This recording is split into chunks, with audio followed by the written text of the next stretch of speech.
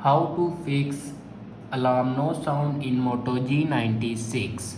So let's start the video. First of all, open clock app and firstly turn on your alarm. If you turn off your alarm, then turn it on.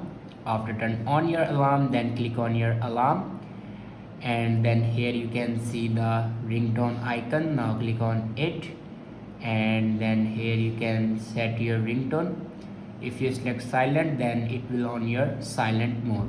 Then select your ringtone. After select your ringtone, then go back to your home screen and open settings.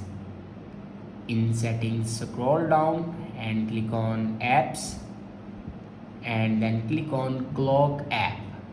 Now click on storage and cache, and here you can clear the data and cache memory of clock app. After clear data and cache memory, then go back to the main page of your settings and click on system and updates. Now here you can check your latest version will be updated or not. If it doesn't update to latest version, then update it to latest version. After update a latest version, your problem will be fixed. I hope this video is helpful for you. Thanks for watching.